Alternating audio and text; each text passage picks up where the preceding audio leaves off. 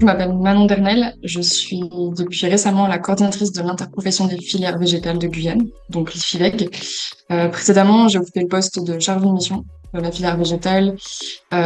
Donc je travaillais sur le label RUP, qui est donc un label de proximité où on promeut les productions locales dans la restauration collective. Et je développais également la filière maraîchage en Guyane. En tant qu'interprofession des filières végétales, on représente la filière. Donc, que ce soit les filières arboriculture, maraîchage, horticulture, les PAPAM, donc les plantes à parfum aromatique et médicinal. On regroupe toutes les organisations professionnelles agricoles, les agrofournisseurs, les coopératives, la négoce, les distributeurs, les agrotransformateurs, bref, toute la filière. Et donc, on va faire beaucoup de mutualisation, on va communiquer énormément. On va organiser également beaucoup d'actions de sensibilisation et de promotion des produits locaux. Et on va appuyer la structuration. Donc, accompagner des associations et des coopératives pour leurs accès aux aides, par exemple, le choix des statuts. Et puis, globalement, on va faire vraiment du lobbying au niveau local et national auprès des institutions, pour défendre du coup les intérêts de la profession. Les plans de filière qui en fait ont été rédigés par les interprofessions en fait ont été prises pour stratégie agricole régionale. Donc au niveau du plan de filière pour la filière végétale, on va retrouver produire local, substituer les importations, développer les circuits de commercialisation tels que l'agrotransformation, développer la production, les organisations professionnelles agricoles et la contractualisation.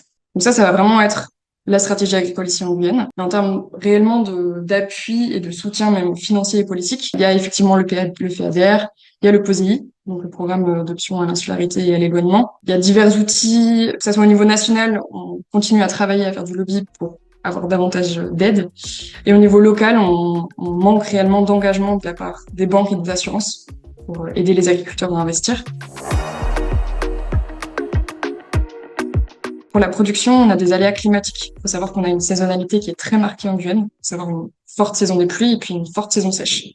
Donc pour cela, on peut mettre en place des serres. On peut équiper les exploitations d'irrigation. Ensuite, on a une difficulté de l'accès aux intrants, donc que ce soit les engrais ou les produits phytosanitaires. On manque de recherche en Guyane. Il faut savoir que très récemment, à savoir le mois dernier, un centre technique a été ouvert en Guyane. Et donc c'est le premier centre de recherche qui sera du coup entièrement dédié aux recherches en Guyane. Avant, on n'avait aucun produit phytosanitaire qui était vraiment spécialisé pour les problématiques actuelles qu'on peut avoir, que ce soit en termes de maladies ou de ravageurs. Puis ensuite, on a un manque d'appui technique à la production. Donc, pas suffisamment de techniciens, pas suffisamment de main-d'œuvre. Les agriculteurs ne sont pas toujours suffisamment formés sur le territoire. On a également une faible structuration de la profession, beaucoup de ventes directes, un vrai besoin de planification et d'organisation des marchés. Et puis finalement, on a une concurrence de l'importation, que ça soit légale et illégale.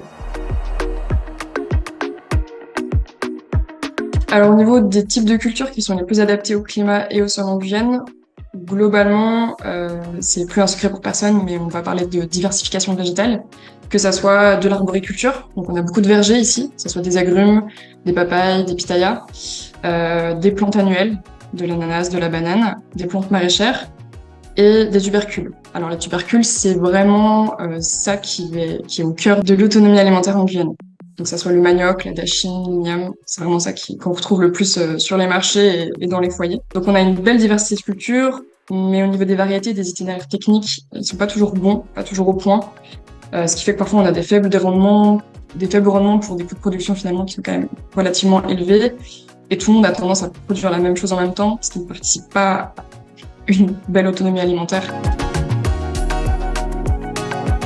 Donc, c'est vrai que voilà, il y a plusieurs barrières qui font qu'aujourd'hui, certaines personnes ne se tournent pas spécialement vers la mutualisation, vers le fait de se regrouper en différentes structures. On est sur une agriculture qui est très individualiste. Notre rôle est d'essayer de les convaincre et de leur faire comprendre les réels enjeux, que on essaie d'emmener tout le monde ensemble dans la même direction et de ne pas en laisser certains sur le côté.